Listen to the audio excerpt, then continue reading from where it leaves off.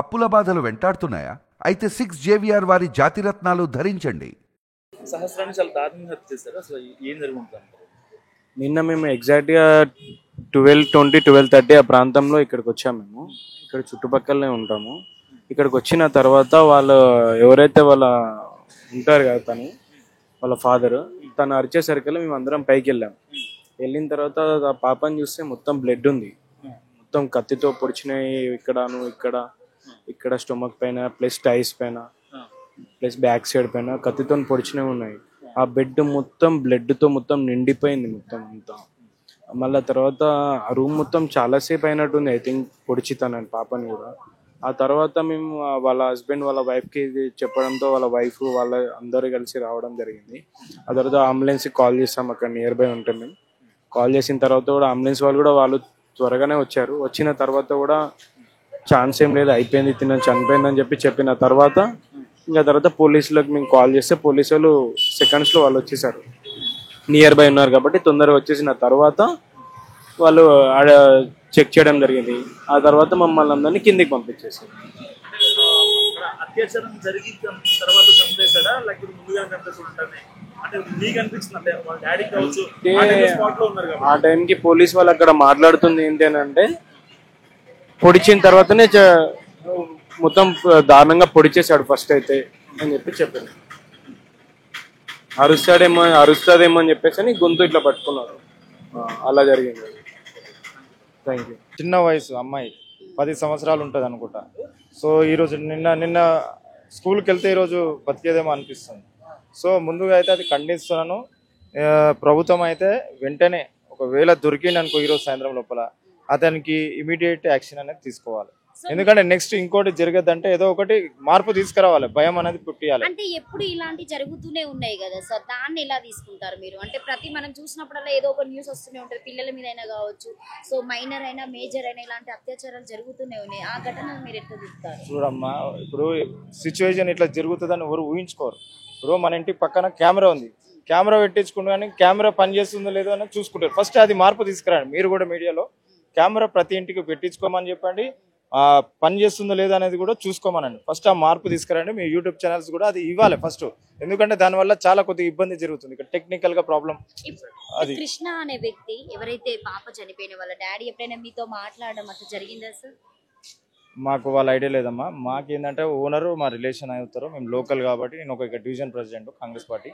So నిన్న నుంచి నేను మీడియా కూడా నిన్న ఫస్ట్ మెసేజ్ నేనే ఇచ్చాను. V6 ఛానల్ వాళ్ళకి ఇస్తే వాళ్ళు టెలికాస్ట్ స్టార్ట్ చేశారు. అంటే ఇప్పుడు మీకు వీళ్ళు రిలేటివ్ ఇక్కడ మీరు ఉన్నారు కాబట్టి సార్, అంటే ఇందులోనే సెకండ్ ఫ్లోర్ లో ఉన్నటువంటి వ్యక్తి నిందితుడు అని చెప్పేసి వార్తలు వస్తున్నారు, ఎంతవరకు నిజం నమ్మచ్చా? ఇది పోలీస్ వాళ్ళు ఇప్పుడు ఇంటరాగేషన్ చేస్తారు. సో మేము ఏది మాట్లాడినా తప్పుగా పోతుంది. సో ఎందుకంటే వాళ్ళు ఇంటరాగేషన్ చేస్తారు, వాళ్ళకి సహకరించాలి మనం. వాళ్ళ ఇంటర్వ్యూ ఇప్పుడు సిఐ గారు వచ్చారు మళ్ళీ క్రైమ్, సో మమ్మల్నే బయటికి పంపించి ఆయన ఇంటర్వ్యూ వాళ్ళకి డిస్టర్బ్ చేయొద్దు మనం. ఎందుకంటే ఇది చాలా సెన్సిటివ్ మ్యాటర్. అమ్మాయి చనిపోయిన వాళ్ళని చంపిన వాళ్ళని ఇంకా పట్టుకోలేరు.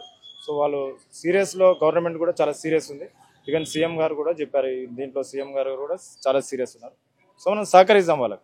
నిందితుడు అనేది దొరుకుతాడు. వాళ్ళ ఇంటర్గ్రేషన్లో ఉన్నారు కాబట్టి వాళ్ళు చాలా అంటే ఒక 8 క్లూస్ టీమ్స్ పనిచేస్తున్నది. వాళ్ళు చాలా సీరియస్ ఉన్నారు. వాళ్ళని డిస్టర్బ్ కూడా మనం చేయదు, ఎందుకంటే వాళ్ళకి సహకరించాలి. డివిజన్ ప్రెసిడెంట్ చెప్పండి, ఎప్పుడు ప్రశాంతంగా ఉండే ఇలాంటి వాతావరణంలో ఇలాంటి క్రూయల్ మర్డర్ జరిగిందంటే అసలు మీ రియాక్షన్? సార్ నాకు 2 బిడ్డలు ఉన్నారు, ఇది తప్పు, ఇది ఎవరైనా చేయొద్దు. అది అసలు అలాంటి సిచ్యువేషన్స్ రావద్దు కూడా. మానవతా సంబంధాలు చాలా దెబ్బతుంది. అంటే మీరు అన్నది ఇప్పుడు గంజాయి బ్యాచ్ కానీ సార్, ఇక్కడ ప్రొఫెషనల్స్ కూడా ఉంటారు. కుప్పటిపల్లి అంటే గంజాయి బ్యాచ్ అనేది మీరు అలా అన్నది. ఇప్పుడు జూబ్లీహిల్స్లో గంజాయి తాగేటోడు ఉంటాడు, కానీ అమ్మటోడు ఇక్కడ ఉండాలంటారు మీరు, అంతే కదా? అది కూడా చెప్పండి. మీరు జూబ్లీహిల్స్ గురించి కూడా మాట్లాడండి, కుక్కటిపల్లి గురించి కూడా మాట్లాడండి. ఎందుకంటే ఇక్కడ చాలా మంది మేమే బాధపడుతున్నాం. మా ఏరియాలో ఇప్పుడు చిన్న పాప, మా ఓనర్ అసలు పండుకుంటలేడు. ఓనర్ అంటే మాకు రిలేషన్ అది. ఆయన ఇంట్లోకి ఒకరైనా పోవాలంటే ఆయన వితౌట్ ఆయన పర్మిషన్ పోరు, అంత స్ట్రిక్ట్ ఉంటాడు. కానీ ఆయన బ్యాంక్కి వెళ్ళిపోయాడు ఆ టైంలో. ఆయన ఉంటే కాదనుకుంటున్నాం, కానీ తెలియదు అది మనకు. అది సో మనం ఏం తెలియదు, ఏం చెప్పలేము. ఎవరో మన చంపిన మనిషిని దొరకబట్టగలిగితే నేను చెప్తాం ఎవరన్నా. అంటే ఖచ్చితంగా వాళ్ళ ఇంట్లో ఉన్నటువంటి వ్యక్తి అని చెప్పేసి ఇప్పటికైతే నిందితుడుగా అతన్ని తీసుకెళ్లి ఎంక్వైరీ చేయడం జరుగుతుంది. కానీ ఆని దొరకబట్టి నిలువుగా ఆనందిస్తే మళ్ళీ ఒకరికి జరగదు అది కదా, జరగాలి. అది ఒక్కటి జరిగితే ఇంకొకరి పానం పోదు. సంఘటనలు రోజుకొకటి జరిగితే మంది పానాలు తింటాను కుట్టినారు వాళ్ళు. వాళ్ళ పిల్లలు ఉండరా లేదా ముండ కొడుకులు వాళ్ళ కోలుకుంటున్నాడు మంది పిల్లల్ని చంపితే ఏమొస్తుంది అతనికి రోగం అనికి అనిపించదా మాకు కడుపు మసులుతుంది కన్న తల్లి కడుపు ఎంత తొలుకుతున్నది బాధ అనిపించదా కొంచెం అని సిగ్గుండాలి వాళ్ళకి సిగ్గు తప్పిన కుక్కల కొడుకులు జరనైనా బుద్ధి ఉండాలి మరి చిన్న పాప గొంతు నడిపి మరి కత్తితో ఇంట్లోకి వచ్చి కొడతాడు ముండ కొడుకు వాడు ఉన్నాడా లేదా మరి ఎక్కడ అది ఎట్లకెళ్ళి దొరకబట్టి సంపూర్ణది మళ్ళీ ఒకటి చెయ్యరు ఇట్లా ఎట్లాంటి శిక్ష పడాలని కోరుకుంటున్నారు మీరు వేసుంటాడో తెలియదు మేము ఆ ఇల్లు కాదు కదా మేము ఇట్లా చూస్తానికి వస్తుంది అంటే అతనికి ఎలాంటి శిక్ష పడాలని కోరుకుంటున్నారు చిన్న పాపను అంత దారుణంగా ఇప్పుడు చంపాడు నిలువున కదా. పిల్లని ఎట్లా చంపారో అని కూడా అట్లా చంపాలి అంతే ఒకవేళ ఆ నిందితుడిని మీకు దొరికితే మిమ్మల్ని చంపమనంటే మీరేం చేస్తారు మామ? చంపితే మీకు మీకున్న కోపం ఆ టైంలో ఎట్లా ఉంటుంది? ఉంటది అమ్మ ఎవరికి అయిన ఉంటుంది ఆ బాధ అది చెప్పిన ఎందుకంటే చిన్నపిల్ల కదా మరి పాపం. చిన్న పాప ఈ బిల్డింగ్ లోకి వచ్చి అయితే 3 నెలలు అయిందండి మేము వచ్చి. మరి ఆ పాప ఎలా ఉంటుందో కూడా తల్లిదండ్రులను కూడా మేము చూడలే. కానీ ఇక్కడ పిల్లలు మాత్రం అందరూ ఇక్కడే ఆడుకుంటుంటారు.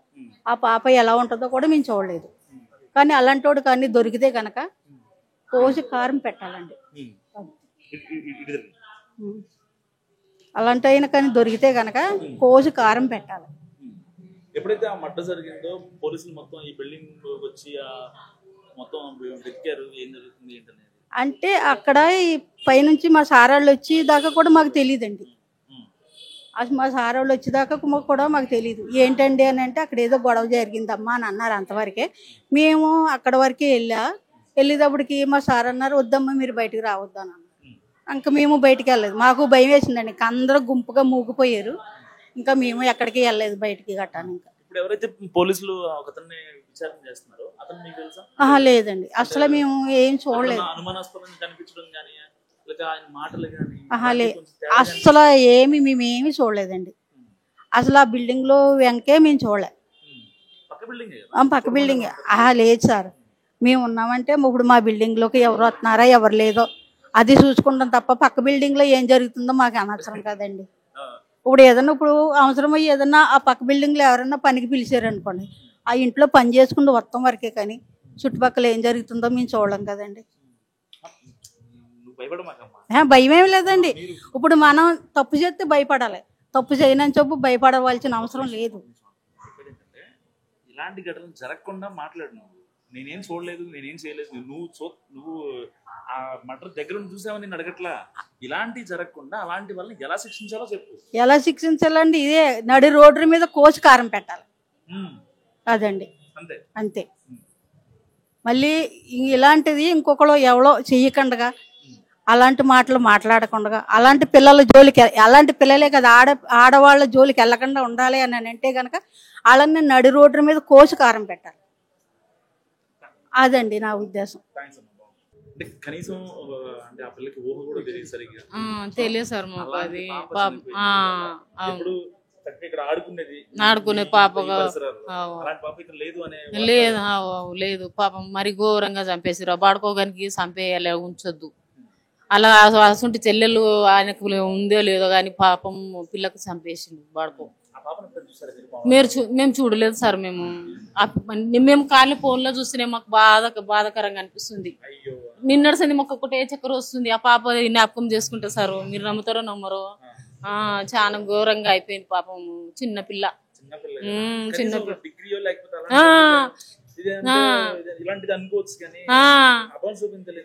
ఆ పిల్ల పెద్దదంటే ఏమన్నా చేసింది అని అనుకోగలదు సార్. కానీ పాపం చిన్నపిల్ల ఏం చేసింది ఆ పిల్ల ఆయనకు మరి ఘోరంగా చేసింది ముండ కొడుకు.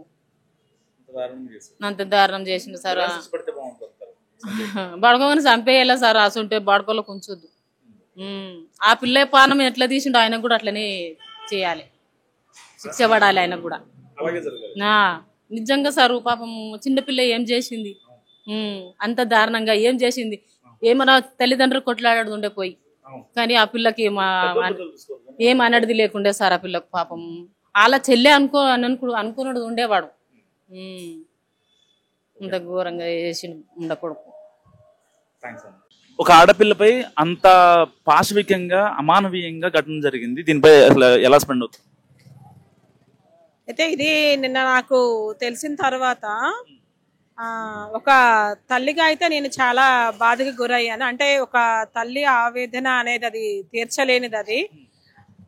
నెక్స్ట్ ఎవరైతే చేశారో వాళ్ళకి ప్రభుత్వ పరంగా పోలీసులు ఎటువంటి శిక్ష వేయని, లేదా ఎటువంటి అతనికి ఉరి శిక్ష పడినా సరే తల్లి మనసు అయితే మాత్రం శాంతించదు దీనికి. ఎందుకంటే తన బిడ్డను తిరిగి అతనికి వేసిన పనిష్మెంట్ ఎలా ఉంటుంది అంటే, ఎంత ఘోరమైన పనిష్మెంట్ అయినా సరే ఒక తల్లిగా మళ్ళీ అది మనసు శాంతించదగింది కాదు. నాకైతే అనిపించింది, ఒక తల్లిగా ఎలా అనిపించిందంటే, ఆ నిందితుడిని తెచ్చి ఉంచి ఆ తల్లికి ఆ పనిష్మెంట్ ఇవ్వమంటే ఎలాంటి పనిష్మెంట్ ఇస్తుంది ఒక తల్లిగా?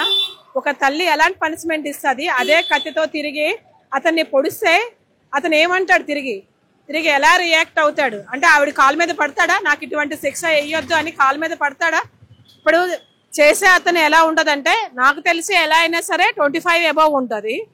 కాబట్టి అదే పోలీసులు ఒక కత్తి ఇచ్చి నిందితుడిని పెట్టి ఆ తల్లికి మీరు ఎటువంటి శిక్ష వేస్తారో చెప్పండి అంటే, ఆ శిక్ష అనుభవించడానికి అతడు సిద్ధంగా ఉంటాడా?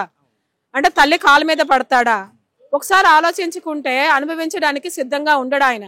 నన్ను క్షమించండి, ఏదో తెలియక చేశాను, లేదా ఏదో మైకంలో చేశాను, ఇటువంటి సమాధానాలు వస్తాయి. కానీ ఆ శిక్షను అనుభవించడానికైతే ఆయన రెడీగా ఉండడు. అటువంటిది ఎలాగ అంత క్రూరంగా అమ్మాయిని చంపగలిగాడు? మనకి బయట ఏదైనా సొసైటీలో ఒక చిన్న సంఘటన జరిగితేనే మనం చాలా రియాక్ట్ అవుతాం దానికోసం. ఇప్పుడు ఈవెన్ ఆ వ్యక్తికి కూడా భార్య పిల్లలు ఉండుంటే, ఆ పిల్లల ప్రేమ అనేది ఆ వ్యక్తికి తెలుసుంటే, మరి ఆ వ్యక్తి ఇంత క్రూరంగా ఎలా చేయగలిగాడు? అయితే ప్రతి మనసులో కూడా రావాల్సిన మార్పు ఏంటంటే, ఏవైనా కక్షలు, కార్పణ్యాలు ఇలా ఏమైనా మన పెద్దవాళ్ళకి ఉంటే ఉండొచ్చు, దానికి పిల్లలు అనేది బాధ్యులు కాదు. వాళ్ళకి ఎటువంటి సంబంధము లేదు. సమాజంలో ఎలాంటివో జరుగుతూ ఉంటాయి. మనం బయటకు వెళ్ళిన తర్వాత ఒక వ్యక్తికో ఇంకొక వ్యక్తికో వివాదం వస్తుంది, లేదా మనం పనిచేసిన చోట కానీ లేదా బజార్లో కానీ ఎక్కడో ఒక దగ్గర మనస్పర్ధలు రాకుండా అయితే ఉండవు. ఎందుకంటే ప్రతి వ్యక్తి మనస్తత్వం ఒకేలా ఉండదు. కాబట్టి ఇలాంటివన్నీ సమాజంలో సామాన్యంగా జరుగుతూ ఉంటాయి.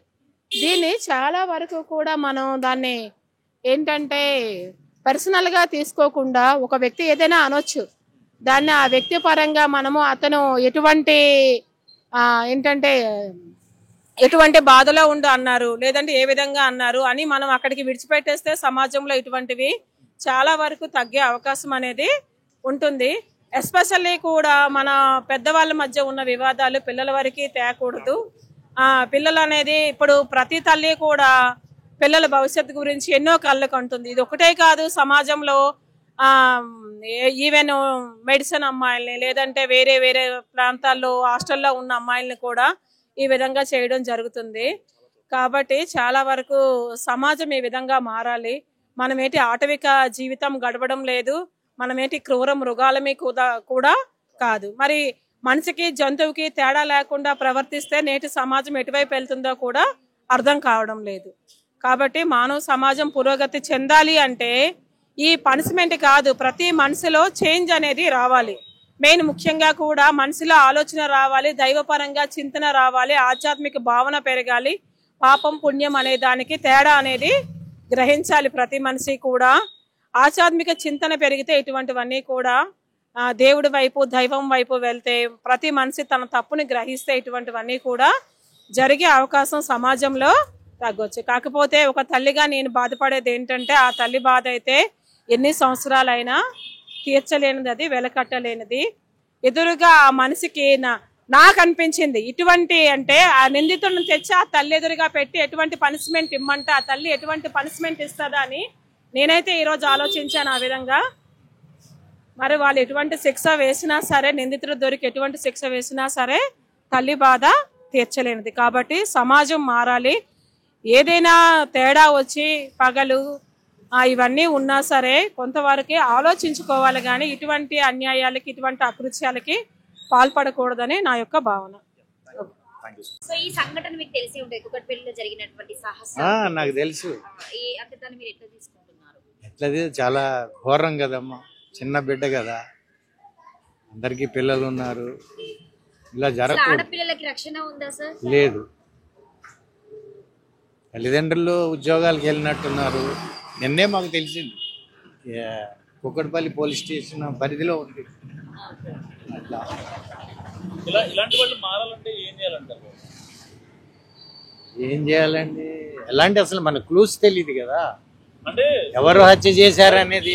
అంటే జరిగింది ఏంటనేది పక్కన పెడితే ఈ అమ్మాయి 10-11 ఏళ్ల పిల్ల, ఆ పసిపాప అయితే ఇప్పుడు అది ప్రేమ వ్యవహారం కూడా వయసు కాదు, అది చిన్న బిడ్డ. మరి అది ఎలాగా ఏ రకంగా ఆలోచించాలో పోలీసులకే అర్థం కావట్లా. అంటే ఇప్పుడు మా డౌట్ ఏంటంటే పక్క బిల్డింగ్ కూడా ఈ బిల్డింగ్ చాలా అటాచ్ గా ఉంది, అల్లకెళ్ళి దూకే విధంగానే ఉంది, వాళ్ళు ఉండేది కూడా పెంట్ హౌస్ లోనే. అంటే ఇప్పుడు పక్క వాసులను కూడా మనం డౌట్ పట్టొచ్చు, పడవచ్చు. వాళ్ళకి ఏమన్నా విరోధం ఉందేమో కూడా ఆలోచించాలి కదా ఏదన్నా. అంటే వాళ్ళు కూడా ఏదో సంగారెడ్డిలో ఉన్నటువంటి ఊర్లో ఇక్కడ జస్ట్ బతుకు తెరువు కోసం వచ్చిండు, ఇద్దరు పనికి వెళ్లే వాళ్ళు పని చేసుకుంటూనే గడిచేటువంటి కాలం వాళ్ళది.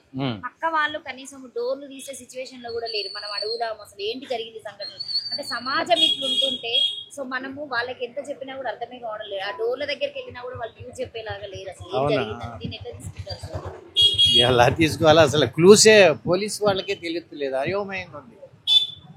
ఏం చేయాలో అర్థం కావట్లేదు. ఎందుకంటే ఇది పొలిటికల్ ఏజ్ కూడా అయింది. ఇప్పుడు ఎమ్మెల్యే గారు నిన్న వచ్చి ఇలాంటి ఘోరాలు జరుగుతున్నాయని ఆయన అన్నాడు, ఈ ప్రభుత్వంలో అని అన్నారు ఆయన. అది అంటే రాజకీయ నేతలు అలాగే అంటారు, ఇప్పుడున్న గవర్నమెంట్ని వాళ్ళు విమర్శిస్తారు, అది సహజం వాళ్ళకి. ఇలాంటి నరరూప రాక్షసులు మారాలంటే ఎలాంటి శిక్షలు పడాలంటారు? ఇది పట్టితే అప్పుడు చేయొచ్చు, ఇది పట్టుబడితే. రోజు ఎక్కడో చోట తెలుగు రాష్ట్రాల్లో ఎక్కడో చోట అమ్మాయిల మీద అఘాయిత్యాలు కావచ్చు, వాళ్ళని చంపేయడాలు కావచ్చు, అసలు అపశుభం తెలియని గవర్నమెంట్ కూడా బాధ్యుల్ని చేయకూడదు. ఇది ఎలా చేస్తారు మీరు? ఎలాంటి యాక్షన్ తీసుకోవాలి? నెక్స్ట్ నిన్నగాక మొన్న ప్రేమికుడితో కలిసి ఉంచుకున్నోడితో కలిసి భర్తను చంపేసింది ఒక మొహమ్మడన్ అల్లాపూర్ పోలీస్ స్టేషన్ కింద. మరి దాన్ని ఏమంటారు? వాళ్ళకాళ్ళు చేసేసుకుంటుంటే గవర్నమెంట్ ఏం చేస్తారు? గవర్నమెంట్ అడ్మినిస్ట్రేషన్ తప్పు పట్టకూడదు కదా, నా అభిప్రాయం అది. ఒకసారి ఇది ఏమన్నా వెలుగులోకి వస్తే, ఇది కానీ ఐడెంటిఫై అయితే అప్పుడు ఏం చేయాలి, ఇలాంటి ఎలా చేయాలని ప్రివెంటివ్ మెజర్స్ తీసుకుంటారు. అంటే మరి ఇలా ఆడపిల్లల మీద అత్యాచారం చేయడం చాలా దారుణం. ఇంకా ఆడపిల్లల్ని ఎట్లా కాసుకోవాలో కూడా తెలియట్లేదు మాకు. ఆడపిల్లలు పుట్టడం పెద్ద పాపం కింద అయిపోతుంది అందరికీ. ఏం చేశారండి ఆడపిల్లలు?